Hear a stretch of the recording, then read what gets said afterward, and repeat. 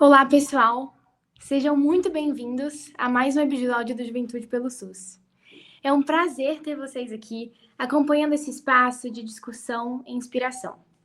O Juventude pelo SUS é um projeto de jovens que tem o objetivo de engajar jovens de todo o Brasil na missão de contar as histórias de grandes lideranças na saúde do país, desde profissionais da linha de frente até pesquisadores e gestores. Além disso, trabalhamos para construir relatórios sobre políticas públicas que expressam a voz da juventude sobre como o Brasil pode melhor atender às necessidades da saúde pública brasileira. E no episódio de hoje, temos uma convidada muito especial para mim, assim, uma pessoa que eu admiro muito mesmo, que é a doutora Miriam Crechu. Ela não apenas fez história ao se tornar a primeira cirurgiã cardiovascular indígena do Brasil, mas também representa uma transformação silenciosa na medicina. Uma que abre portas, rompe barreiras e integra saberes ancestrais à ciência moderna. A Miriam enfrentou desafios imensos para chegar à medicina, mas com perseverança e talento se tornou uma referência em sua área. Além da prática cirúrgica, sua trajetória é um símbolo de importância na diversidade na ciência e na saúde pública.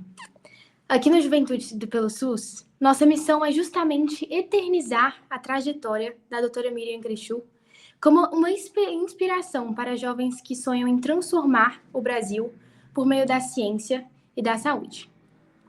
Então, fique hoje com a gente aqui para ouvir um pouquinho mais sobre essa história incrível da doutora Miriam.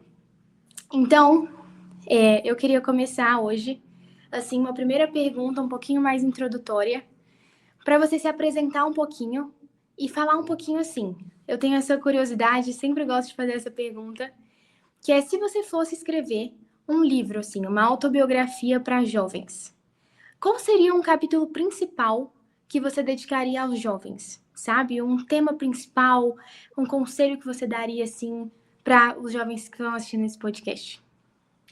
Olá, Ana. Primeiramente, é um prazer estar aqui. Agradeço muito o convite.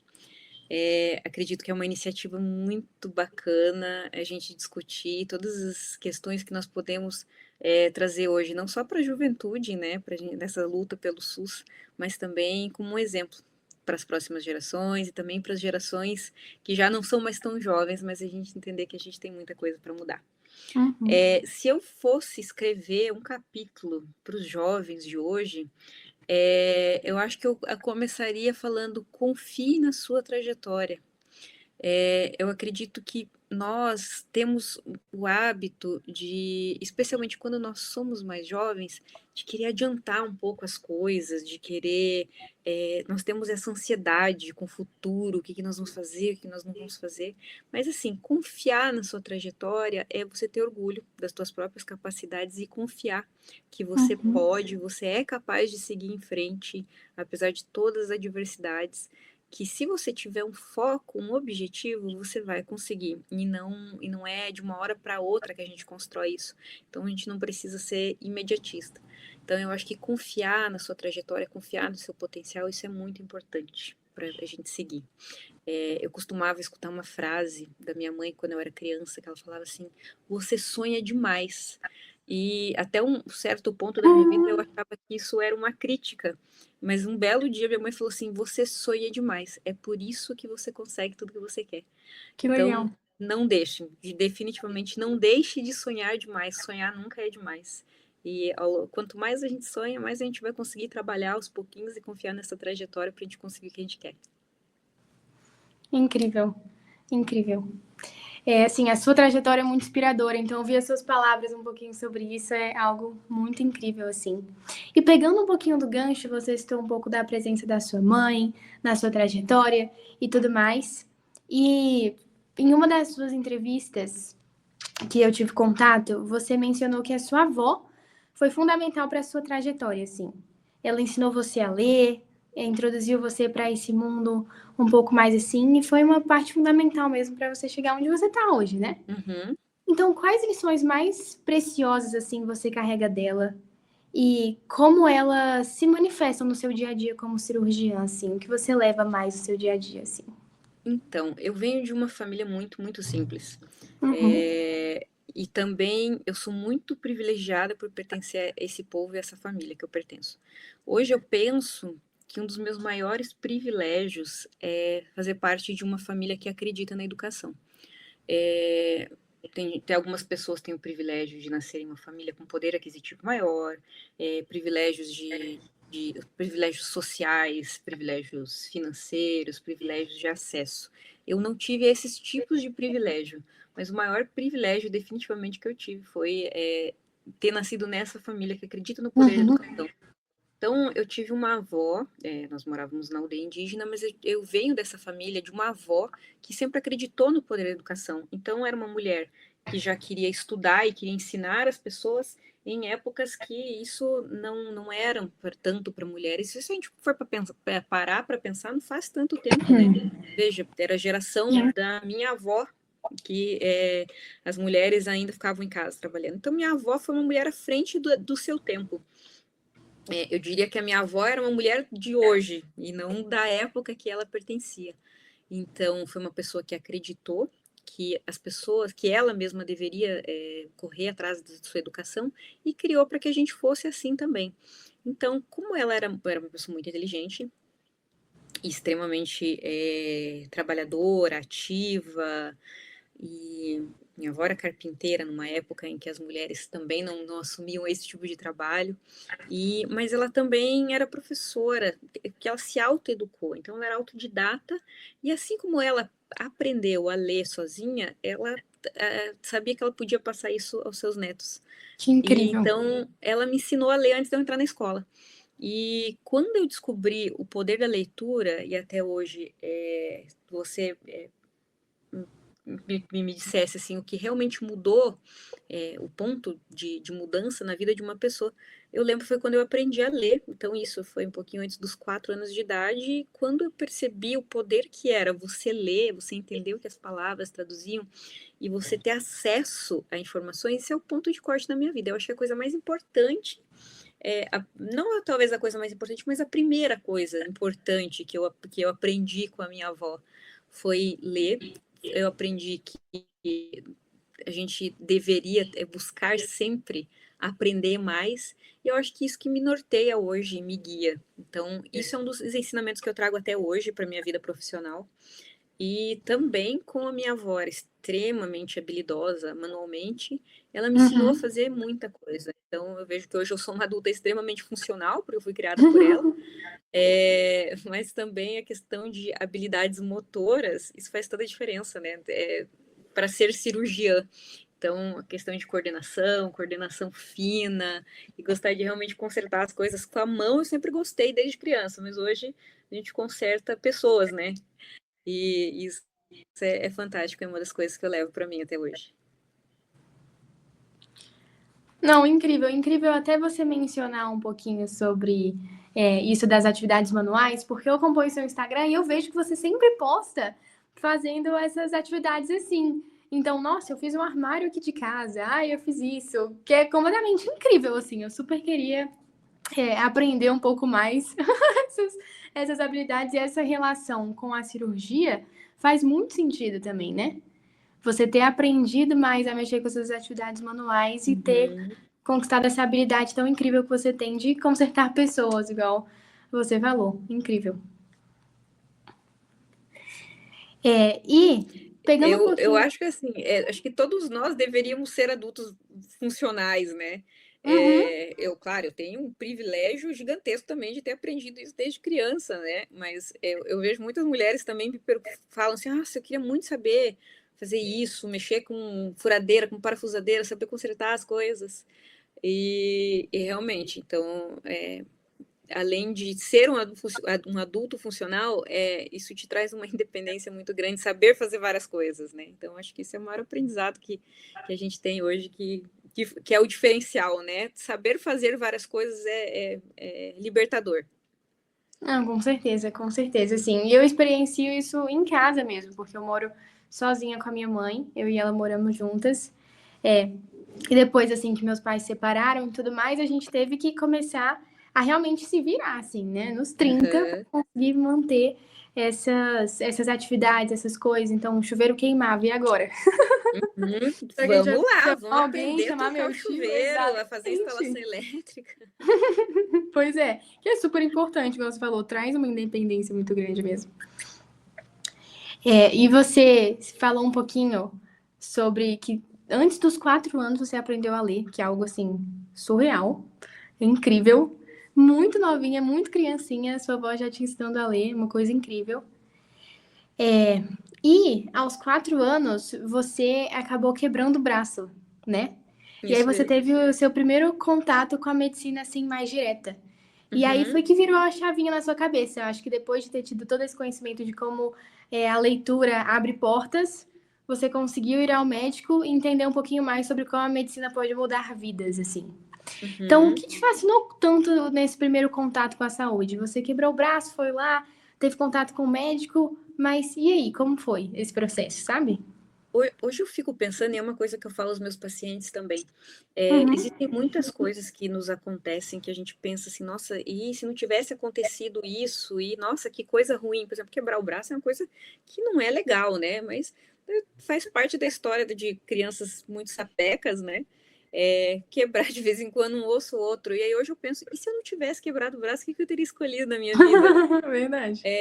Mas realmente, com 4 já sabia ler, sempre fui uma criança extremamente curiosa e hoje eu sou uma adulta extremamente curiosa. E isso é um diferencial na vida, você ser curioso pelas coisas. Uhum. E sempre fui muito curiosa, quebrei o braço, fui ao médico. E assim, até então, até os 4 anos de idade, eu tinha ficado doente, precisado de auxílio médico, só vacinas, né?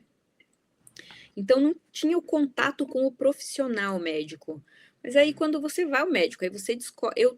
Para falar a verdade, pelo que eu me lembro, eu não estava nem sentindo dor, porque eu estava tão curiosa para saber o que era o tal do Ai, médico, que legal. e eu tava curtindo o passeio, digamos assim. Aham. Saí da aldeia, fui lá ver o que era o tal do médico, e aí meu pai me explicou que o médico era a pessoa que consertava a gente. Eu falei, nossa, gente, que extraordinário isso, uma pessoa conserta a gente, porque assim, eu conserto minhas bonecas, eu conserto meus brinquedos, consertar a gente deve ser fantástico, como que faz isso, né? E eu lembro certinho de sair muito feliz com o meu gesso, é, criança acho que tem esse fascínio pelo gesso aí, não sei se tem ainda hoje, né? Mas nossa, eu saí muito feliz com o meu gessinho no braço e aí eu descobri uma nova função. Falei, bom, eu quero consertar a gente, parece um negócio fácil, né? Na época me parecia relativamente simples, né? Coloca um gessinho assim. E aí foi bom, eu vou consertar a gente. Então, desde então, eu falo que eu vou consertar a gente e hoje eu conserto mesmo, né? Acho que não poderia ter escolhido outra carreira que não cirurgia, que é o definitivamente consertar com as mãos, né? Literalmente. E hoje eu levo isso para mim que mesmo as coisas ruins que acontecem, algum aprendizado a gente vai ter, mesmo que a coisa é tão ruim, você pensa assim, nossa, serviu de aprendizado, mas eu preferia não ter aprendido. Nesse caso, serviu de aprendizado, que bom eu quebrei o braço. Talvez eu ainda assim fosse médica, mas definitivamente não teria escolhido tão cedo. Uhum. Muito legal, muito legal. Não, isso é super verdade, assim, essa paixão pelo gesso de crianças. Eu lembro quando eu era pequena, eu nunca quebrei nada. Mas eu olhava assim, eu lembro uma vez que meu irmão ele torceu o pé e ele ficou 2 semanas com o gesso. Uhum. E aí eu ficava assim, que incrível, gente. Aí eu pegava a muleta dele, saía andando pela casa. E queria ir Mas para a escola, né? Sempre queria quebrar exato. alguma coisa, porque assim, era coleguinha aqui. E eu quebrei o braço antes de entrar na escola. E Aham. aí depois que eu entrei na escola, eu não quebrei mais nada, né? E eu ficava meio que invejando os coleguinhas, assim, nossa, eles têm gesso, tudo assinado, desenhado, né? Pois é, muito engraçado, assim. Mas eu também sempre tive uma paixão muito grande pela saúde, então eu acho que eu também sempre tive essa curiosidade, assim, tá, como funciona? Quebrou e agora? Gesso? Hum. Então, realmente intriga a gente mesmo. É. E você comentou um pouquinho agora, indo para um lado um pouco mais, acho que acadêmico, mas ainda um lado pessoal. Você comentou, por exemplo, essa sua saída da aldeia nesse dia que você quebrou o braço para encontrar o médico e como isso foi fascinante para você, assim, de certa forma. Tipo, caramba, eu tô saindo daqui, eu vou encontrar um médico, ele vai me consertar, como é que isso funciona? Agora me conta um pouquinho como foi sair disso para ir para medicina, sabe? Para estudar, para entrar numa faculdade, para cursar toda essa trajetória inovadora que você cursou, porque realmente foi inovadora, né? Então, me conta um pouquinho dessa sua experiência um pouco mais assim. Sair para estudar, eu acho que foi a experiência mais difícil realmente da minha vida, analisando assim Uhum. retrospectivamente, claro, tive muitos momentos pessoais difíceis, mas a questão da graduação, quando você sai de um ambiente que não é a sua cultura, não Uhum. é a sua família, já é difícil para pessoas enfim, que vivem num ambiente desta maneira, que foram, de certa forma, treinadas, preparadas para sair de casa.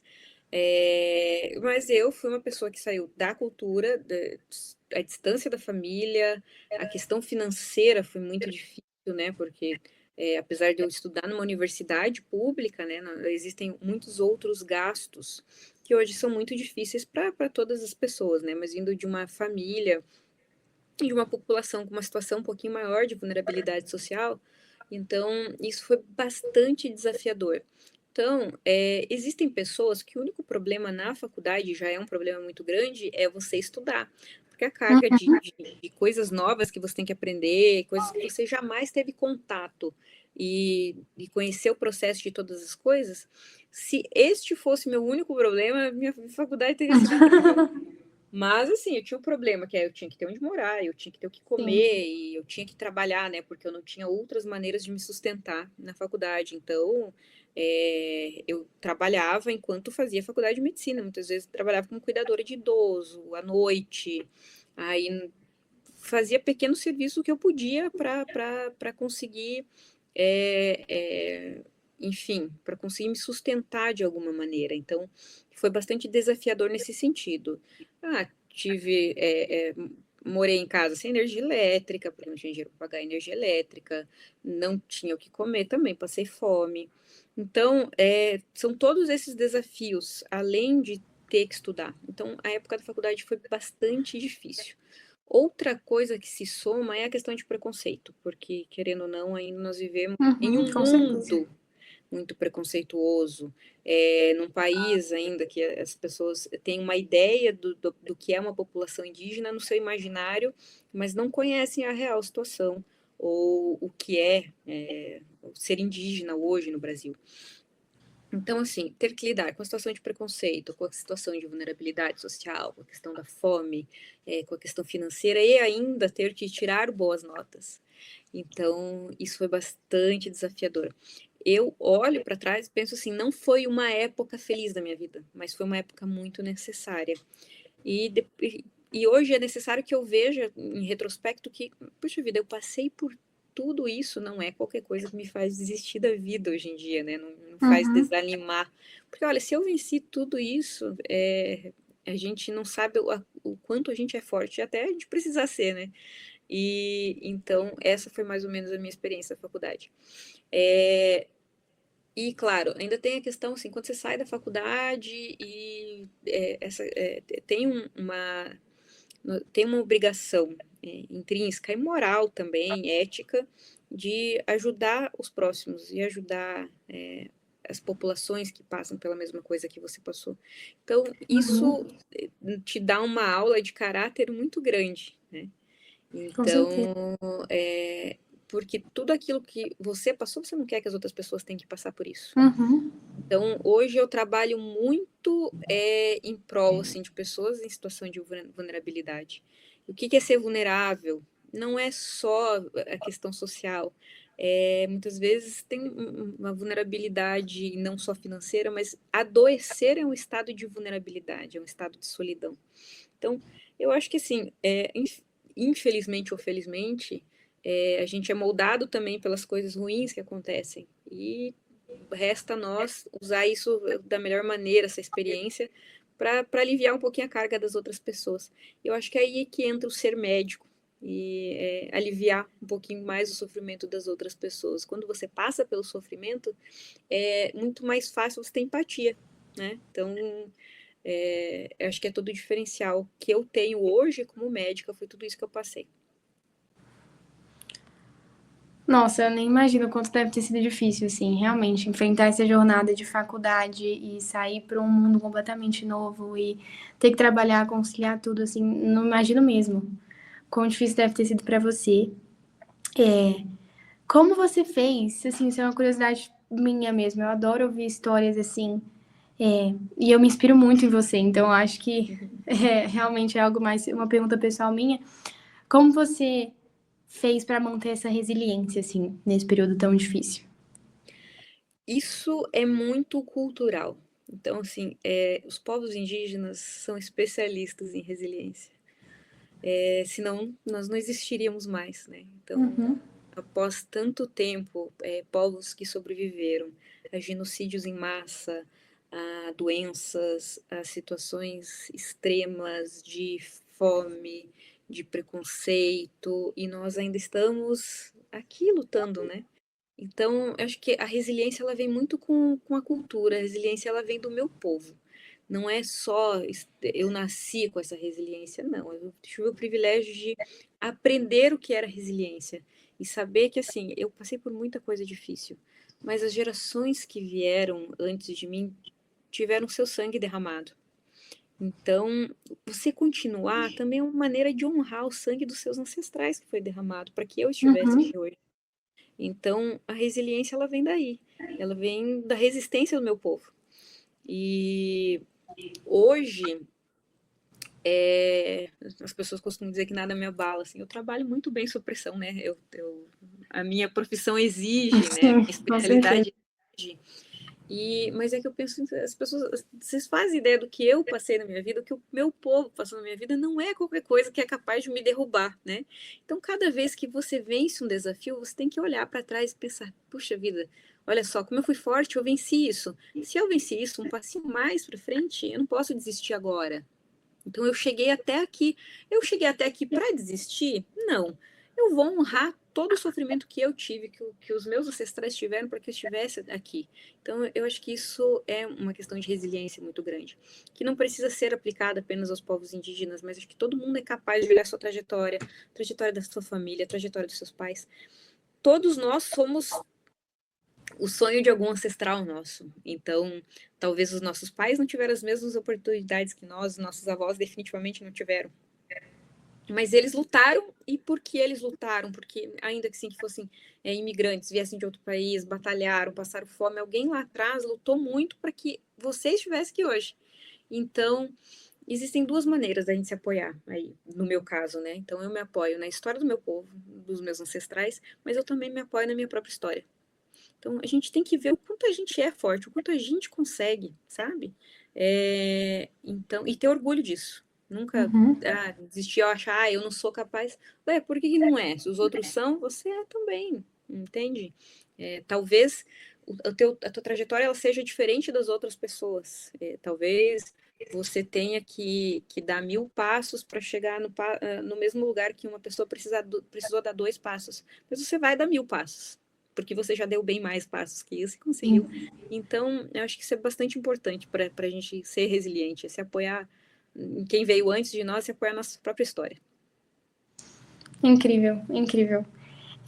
E assim, pegando um pouquinho até o gancho que você citou um pouquinho sobre os seus ancestrais, sobre as importâncias dele na sua vida pessoal, na sua resiliência e tudo mais, uma coisa muito marcante que está sendo mais incorporada hoje em dia, assim, se eu estiver errado, por favor, me corrija, mas eu acredito que esteja sendo incorporada um pouquinho mais na medicina tradicional hoje em dia, são os saberes tradicionais, Uhum, né? Então, principalmente, assim, das populações indígenas do Brasil. O conhecimento deles era muito vasto, muito amplo e ainda é. Isso é uhum, muito importante para a medicina atual, assim. Por exemplo, a Fiocruz está com um projeto agora, eu não sei se você teve contato, mas da implantação de hortos agroflorestais nas UBSs.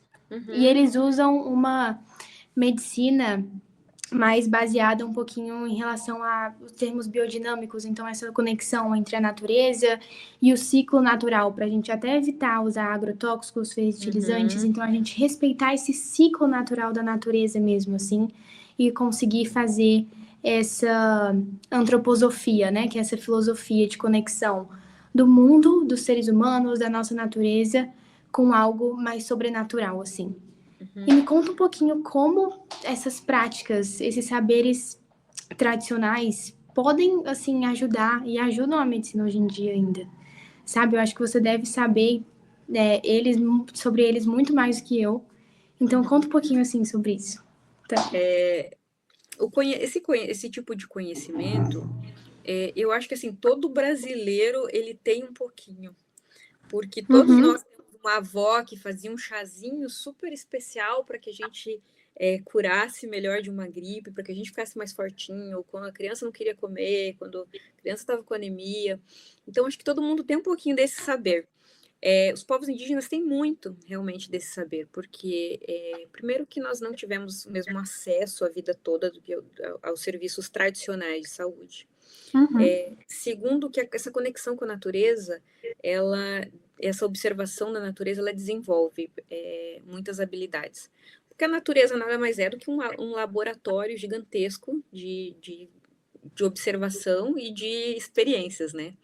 Então, mesmo hoje, se você for ver a quantidade de medicações que são sintetizadas e produzidas pela indústria farmacêutica, que tem origem em conhecimento dos povos tradicionais, você vai ver que a gente não está longe disso. A gente só está voltando ao que é ancestral, né? E o futuro, ele é ancestral, né? Ou não vai ter futuro. Se a gente não voltar a preservar a natureza, não olhar para o meio ambiente, não souber usufruir da natureza sem depredá-la, a gente não vai ter futuro.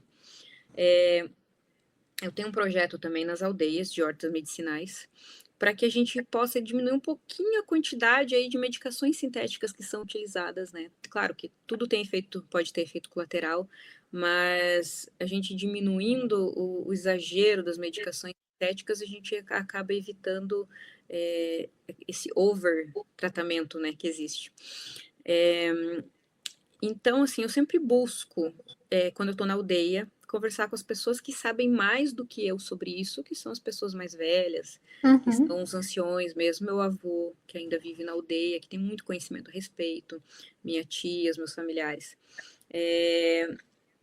A cloroquina, ela foi sintetizada, primeiramente, a partir da casca de uma árvore, da cinchona, que é um conhecimento dos povos indígenas, porque observaram que os animais da floresta buscavam essa planta para se curar. E a partir da observação da natureza, observaram viram que ali tinha alguma coisa curativa na árvore, enfim. E a partir daí foi, muito antes de inventarem uma medicação, os povos indígenas já tratavam a malária e outras doenças com Gente, que incrível, eu não derivado sabia da disso. casca da árvore. E, enfim, isso salvou muita gente hoje. O ácido acetilsalicílico, que salva pessoas no mundo todo, também foi sintetizado a partir de uma casca de uma árvore também, que foi também saber de povos indígenas. Temos digoxina, que é uma medicação para o coração também. Então, nós temos muitas medicações que nós usamos hoje, elas são conhecimento indígena. E, claro, muitas vezes os povos indígenas não ganharam nada com isso, mas indústrias farmacêuticas enriqueceram, né, através disso, sem nem outorgar assim, os direitos sobre aquele saber. Mas, enfim, então, nada mais estamos fazendo do que dando um passinho atrás e voltando. Ah, não, peraí, tem gente que tem esse conhecimento e vamos atrás disso, né? Então, vamos voltar um pouquinho e buscar na natureza as medicações que a gente precisa também. E há muita coisa que pode ser feita, que pode ser estudada, que pode ser utilizada para ajudar as populações, buscando até o mínimo de efeitos colaterais e com mais acesso também. Sim, com certeza. Com certeza tem muita coisa, muito conhecimento que a gente ainda tem que aprender e se aprofundar mais. E você falou um pouquinho agora sobre esse seu trabalho nas aldeias em relação aos hortos medicinais e tudo mais. Me conta um pouquinho, você citou antes também outra pergunta que a gente fez, que eu fiz aqui, que é sobre o seu trabalho também com pessoas em vulnerabilidade e tudo mais. Me conta um pouquinho mais sobre isso, assim, Bom, tanto sobre esses hortos quanto sobre esses outros trabalhos, assim. eu trabalhei durante 3 anos na saúde indígena, na assistência Uhum, às aldeias indígenas do distrito aqui litoral sul do Paraná. uhum, Trabalhei na minha aldeia e trabalhei na assistência às populações aqui litorâneas, as populações indígenas litorâneas. Então, nesse período, eu pude aprender muito também sobre o que é realmente trabalhar com recursos escassos. Claro, a minha especialidade hoje, que é a cirurgia cardíaca, eu preciso de hospitais de grande porte, de um certo recurso para trabalhar. Mas trabalhar em saúde pública me fortaleceu muito nessa questão de trabalhar com o que tem, sabe? A gente acaba. Ensinou a rebolar, digamos assim, para a gente poder trabalhar com recursos escassos. Os recursos não deveriam ser escassos, mas já que eles são, a gente tenta fazer o melhor com aquilo que a gente tem. Então, aprendi muito isso na saúde indígena. Depois que eu saí da saúde indígena, foi quando eu resolvi fazer residência médica, então fiz minha especialização em cirurgia cardíaca hoje no Brasil. Ah, legal. É uma especialização de 5 anos. Uhum, Mas eu não deixei de fazer atendimentos e manter projetos em populações que necessitam mais. A maioria hoje dos meus pacientes são SUS. Eu trabalho também em hospitais privados, mas eu trabalho em hospitais de grande porte, que fazem atendimento enfim, à população brasileira através do Sistema Único de Saúde. uhum, E são realidades bem diferentes, né? Hospitais privados com hospitais SUS. Mas o fato de ter trabalhado com saúde indígena me fortalece muito para trabalhar no SUS mesmo. E aproveitar ao máximo os recursos que a gente tem, otimizar os recursos que nós temos, sabe? E valorizar isso, porque os recursos que nós temos, eles são contribuição de dinheiro público. E a pessoa que está lá merece um atendimento tão especial e o máximo que você, e o melhor de tratamento que você pode dar, como se estivesse no hospital privado, porque ela também é um contribuinte, ela tem direito, isso é dinheiro público, é dinheiro meu, é seu e da pessoa que está sendo atendida. uhum. Então, eu presto atendimento voluntário ainda nas comunidades indígenas, sempre além dos projetos de horta, e eu faço muito atendimento voluntário. Então, sem custo, porque realmente eu acho que é a minha maneira de contribuir com a sociedade, porque eu também fui e sou ainda usuária do SUS, assim como minha família. Então, é a minha maneira de devolver. Eu fiz universidade pública, cursei universidade pública, que também é Uhum. financiada com dinheiro público.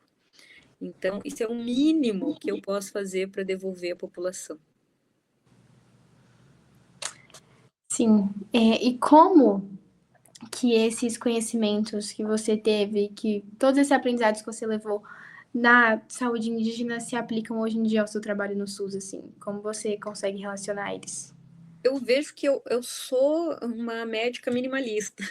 Em questão de medicamentos, eu tenho uma tendência muito maior a otimizar o tratamento com o mínimo de medicamentos. Então, eu não costumo ser uma médica que acrescenta muitos medicamentos ao tratamento, Uhum, mas por ter conhecimentos prévios, ancestrais, e saber que muitas vezes o segredo de você tratar uma doença não está só no remédio, então eu busco trabalhar muitas coisas durante a consulta.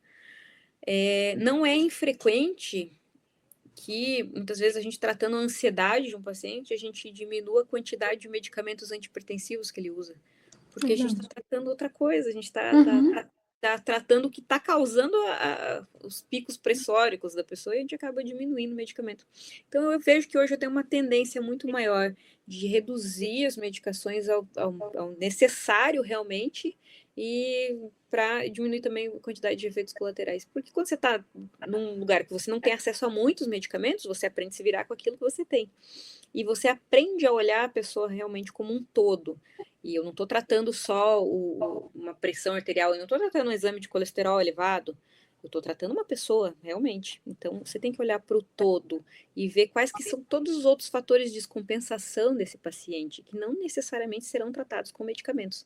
É muito mais fácil, muito mais rápido que o paciente chegue no meu consultório, e isso, claro, é uma dificuldade que nós temos no SUS, porque nós temos uma demanda muito grande de pacientes e tempo escasso, Com certeza. mas então é muito mais fácil pegar e prescrever, vai lá, vai usar 3 antihipertensivos e retorno aqui daqui 1 ano. Isso é muito mais fácil e cômodo para mim, mas não é o melhor para o paciente. Então, muitas vezes o paciente chega, a gente conversa, a gente tenta descobrir outras raízes dos problemas e como que a gente pode otimizar o tratamento para a realidade deste paciente. Porque ele não vai ter acesso, muitas vezes, aos medicamentos mais caros e os mais atuais, os mais eficazes. E muitas pessoas não têm renda, muitas pessoas vivem com o mínimo. É muito fácil eu achar que eu posso prescrever um medicamento super combinado, que é super moderno, e o paciente muitas vezes não tem nem água, não tem nem saneamento básico. Então, a gente tem que atuar para a realidade de cada pessoa. Os tratamentos, eles têm que ser bastante específicos. Tem que ser avaliado caso a caso. Não adianta a gente tratar só a massa, sabe? A gente tem que tratar o ser humano mesmo, o indivíduo. Não, isso é totalmente verdade. Tem uma professora que eu gosto muito, que o nome dela é Luana Marques, e ela fala muito sobre isso, assim, ela é psicóloga, mas ela faz muito essa analogia, assim, de muitas vezes as pessoas chegam nos consultórios e tudo mais, tentando curar a febre, assim, né? Então, curar a Uhum. pontinha ali.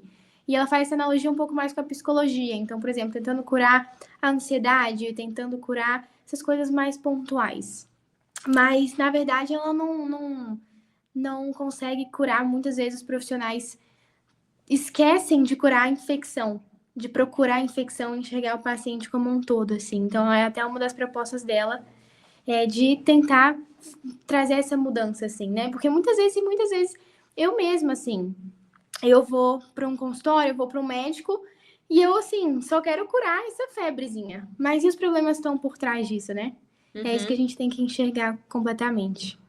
Eu acabei lembrando do episódio, assim, quando eu estava recém-formada, assim, no meu primeiro ano de formada, Uhum. e eu atendia pronto-socorro, eu estava no hospital e 3 da manhã chegou um senhor super hipertenso, assim. E aí eu verifiquei a pressão dele no início da consulta e realmente estava muito alta. E eu percebi que ele estava ansioso, estava acompanhado da família, e eu falei assim, senta aqui. E aí ele sentou e eu sentei do lado dele. Aí eu falei assim, me conta, o que aconteceu? Por que o senhor está tão ansioso? E por quê? E aí ele me contou tudo o que estava acontecendo, os problemas familiares, aí a gente conversou. E a gente conversou durante uns 20 minutos, e aí eu verifiquei a pressão dele novamente. E aí eu falei assim, vou contar uma coisa pro senhor, eu tenho um superpoder, que eu baixo a pressão da pessoa sem precisar medicar, só escutando. E aí realmente a pressão dele estava normal depois de 15, 20 minutos de conversa. E aí ele foi embora, e aí depois, só que assim, e aí ele encontrou o meu pai, que ele não sabia que era meu pai, num evento de não Caramba! sei do que, assim, e depois eu acabei descobrindo que ele e meu pai eram velhos conhecidos, não amigos, mas velhos conhecidos. E ele falando assim: ah, você acredita? Esses dias eu fui ao hospital, e aí eu tive uma crise de pressão alta, eu estava muito nervoso, assim, e aí eu saí de lá com a pressão normal, e meu filho perguntou: é, o que a médica fez por você? Aí ele falou, com que ela te medicou? Ele falou assim: você acredita que ela não medicou com nada? E eu saí com a pressão normal, só porque ela me ouviu? E aí ele contou isso pro meu pai perguntou, como é o nome dessa médica? Aí ele falou, é Miriam Veloso. Ele falou, é a minha filha. Caramba! Então eu tive um retorno desse Uhum. paciente um tempo depois, um mês depois. E é isso, assim, então eu levei isso para minha vida. Muitas vezes é só escutar o paciente que a gente já resolve uma boa parte aí dos problemas, né? Nossa, que história incrível. E como o mundo é pequeno, né? Sim. Caramba, impressionante, assim. O mundo é muito pequeno mesmo, mas que história incrível. É isso que faz a gente se apaixonar cada vez mais pela medicina, né? Sim.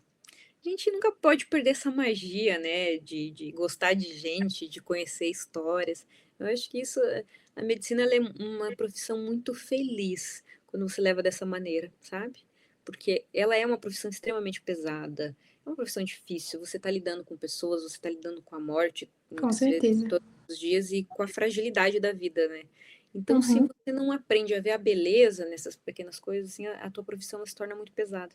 Então, se você aprender a olhar para as pessoas com a história, com o respeito que a história delas merece, e se dedicar um tempo a isso, então acho que a vida é um pouquinho mais leve, muito mais feliz. E muito mais realizadora a profissão também. Sim, com certeza. Com certeza. E assim, agora fazer uma pergunta um pouquinho mais para esse lado, um pouco mais profissional e assim, em relação à saúde pública mesmo, assim. Você teve muito contato com a saúde pública em vários âmbitos no Brasil, assim, né? Em vários lados, com pessoas diferentes, com histórias completamente diferentes, em locais diferentes também. E assim, quais são as políticas públicas que você considera mais urgentes, assim, para a gente conseguir melhorar a qualidade do acesso à saúde? Não só em comunidades indígenas, como também no Brasil como um todo, assim, sabe? Veja, a política pública mais urgente, mais importante, que é a mais modificadora, na minha opinião, que é capaz de modificar saúde, economia, tudo mais, é a educação. Então, a política pública mais importante, mais urgente no mundo é a educação. Uhum. Se nós não melhoramos a educação, nós não melhoramos o acesso à saúde, nós não melhoramos a segurança alimentar, nós não melhoramos a economia. Então, falta investimento na saúde, falta reconhecer a importância, falta investimento na educação, falta reconhecer a importância da educação. Como eu disse lá no começo, o reconhecimento da importância da educação foi o que mudou a minha vida. E eu Sim, acredito que, assim, investimento em políticas educacionais é o que é capaz de mudar a vida de uma sociedade. Então, não bastam apenas recursos e para coisas tão específicas apenas do sistema de saúde. A gente só está tapando um buraco se a gente não agir também nas políticas de educação. Então, isso, para mim, é a política mais urgente, é investir na educação básica, na educação pública e no acesso às pessoas à educação de qualidade no país. com certeza. Isso é totalmente verdade, assim. Educação é o que a gente falou, é como se fosse a infecção, né? E a gente Exatamente. consegue curar várias febres diferentes, assim, consegue equilibrar elas de uma forma melhor. Verdade. E assim, indo mais agora para a medicina, o que você. A gente acabou de sair de uma pandemia, né? Há 5 anos, a gente está conseguindo se estabilizar um pouco mais agora, nesse âmbito da saúde e tudo mais. E assim, a medicina é repleta de desafios. Então a gente tem altos e baixos o tempo inteiro, assim, tem pesquisas novas e depois a gente encontra que, na verdade, as pesquisas não eram o que a gente realmente acreditava. E aí, Uhum. porque um experimento foi feito de um jeito, com um método não tão confiável, que na época parecia ser confiável, hoje em dia a gente descobriu que não é. Então a gente vai ter essa medicina que tá sempre tendo altos e baixos, assim, a gente sempre tá. Acho que ainda mais quem fica na área da pesquisa e nessa área ativa de estudos e tudo mais, lida com muitos choques, assim, né? Porque tem uma pesquisa que comprova isso, a gente sempre lidou com isso, de repente a gente vê que não era assim como a gente pensava, e tem que voltar atrás, e tem que pesquisar de novo, e tem que entender de novo como as coisas estão funcionando. E o que você vê, assim, como os maiores desafios para a medicina nos próximos anos, assim? Não só para a medicina, assim, mas como a ciência um todo, isso Uhum. ficou muito evidente na pandemia, a importância realmente da divulgação científica de qualidade. As pessoas não sabem reconhecer informações verdadeiras de informações falsas. Uhum. E, claro, tudo isso num âmbito já de um desespero populacional muito grande, que foi a questão da pandemia, mas se tornou urgente que as pessoas saibam diferenciar notícias verdadeiras e a divulgações falsas.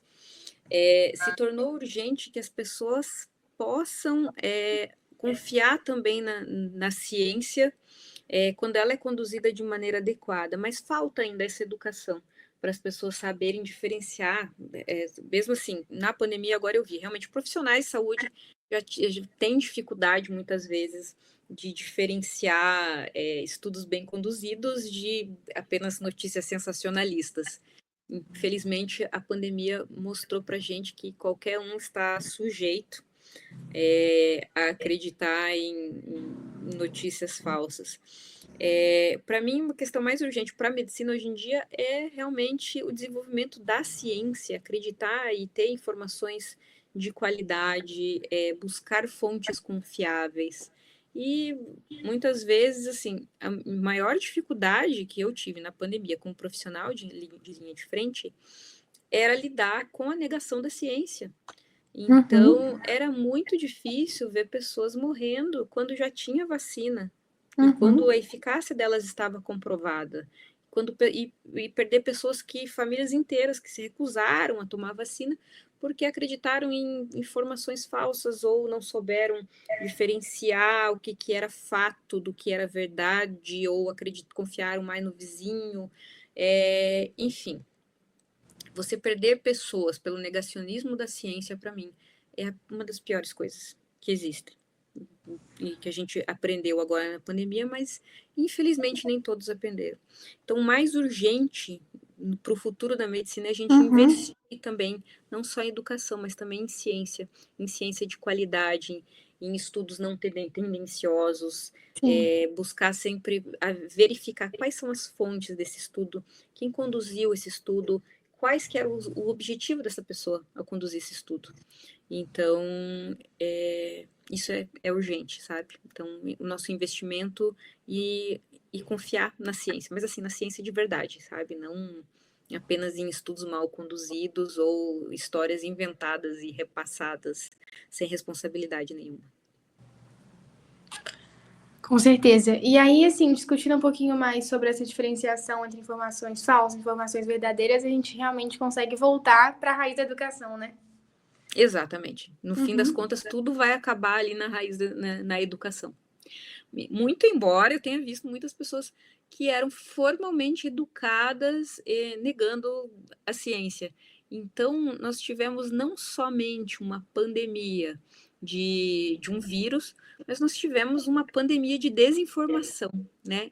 E hoje eu vejo que, claro, foi somado a crenças irresponsáveis, e divulgações e invenções irresponsáveis, mas também numa população completamente desesperada, né? Vendo pessoas morrendo todos os dias. Com certeza. E isso abalou bastante o mundo em muitos aspectos. Né? Com certeza. A falta de um rumo, assim, né? De um ponto final, de um rumo claro, realmente deixa todo mundo um pouco, assim, confuso em relação a, inclusive, o que é verdade e o que não é verdade. Isso mesmo. E agora, chegando um pouquinho já ao final do nosso podcast, assim, infelizmente, porque eu tô super animada com tudo, qual agora é assim, você é com certeza uma inspiração enorme, uma referência enorme para jovens indígenas e também para meninas que sonham em seguir carreiras na ciência, na medicina e também mudar a saúde pública de certa forma, assim. Tanto pela plantação de hortos medicinais, que podem alterar a saúde pública como um todo, como também como ações voluntárias ou ações diárias, como apenas escutar um paciente, né? Sentar para escutar um paciente, assim. Então, qual é a mensagem que você deixaria, assim, para essas meninas, esses jovens que estão te escutando aqui hoje? Eu sempre fui uma pessoa, assim, muito idealista. E, claro, ao longo da vida, a gente vai sendo trazido um pouquinho mais para a realidade. Apesar de eu sempre fui uma sonhadora, uma idealista, sempre quis mudar o mundo. Então, essa vontade de mudar o mundo, ela vem desde criança. E conforme você vai amadurecendo, você percebe que você não precisa mudar o mundo inteiro, mas você pode mudar o teu canto, o teu cantinho no mundo, o Sim, teu com pedacinho de certeza. mundo você pode mudar. Então, hoje, eu penso assim que você não continua com o teu objetivo de mudar o mundo, porque pelo menos o mundo de alguém você vai conseguir mudar, o teu pedacinho do mundo você vai conseguir mudar. E, eventualmente, uma das pessoas que quer mudar o mundo, ela realmente vai mudar o mundo e pode ser você. Então, alguma coisa no mundo, se você continuar com os seus objetivos, você vai conseguir mudar. Então, seja firme aos teus ideais. Se daqui a 10 ou 20 anos eles mudarem, alguma coisa você fez para mudar o mundo nesse período que você sonhava, que você idealizava. Então, continue, não deixa ninguém falar que isso é bobagem. A experiência das outras pessoas, na verdade, não serve muito para você. Cada pessoa tem uma trajetória diferente. Então, é isso que você quer? Então, vamos lá, trabalha para isso, continua focando nisso, sonha. Se quiser sonhar, sonha. Porque a vida, na verdade, ela é muito curta. E se a gente não fizer aquilo que a gente quer, ou pelo menos se a gente não tentar, a gente vai passar uma vida curta e frustrada. É Então, verdade. eu acredito que hoje o objetivo da vida, o sentido da vida é aprender. A gente está aqui para aprender. E se a gente conseguir aprender um pouco cada dia, a gente já está no lucro, sabe? Então, o que desacelera o nosso tempo, eu acho que todo mundo tem essa impressão de quando a gente é criança, que o tempo dura muito, muito, Uhum. e os dias são longos, justamente porque a gente está aprendendo todo dia uma coisa nova. Então, se a gente aprender todo dia uma coisa nova, é uma maneira de a gente ter uma vida, pelo menos com a sensação de que ela seja mais longa, a gente desacelerou o tempo e a gente, com o aprendizado que a gente vai conseguir mudar alguma coisa no mundo, no nosso cantinho no mundo ou no mundo de alguém. Então, esse é o meu recadinho que eu queria dar para vocês. Incrível. Muito obrigada, de verdade, Miriam, por ter topado, assim, participar desse podcast, assim, meu coração tá preenchido. Eu te ouvi falar é algo muito inspirador para mim, assim, de verdade. A sua trajetória que você faz, a paixão que você tem pelo que você faz é algo, assim, que realmente eu admiro muito, assim, muito mesmo. Muito obrigada. Muito obrigada a todos os jovens, todo mundo que assistiu esse podcast. Nós vamos publicar alguns cortes também no Instagram. Então, se vocês quiserem dar uma olhada e acompanhar a nossa página, podem ir lá. É @Juventude pelo SUS. Muito obrigada.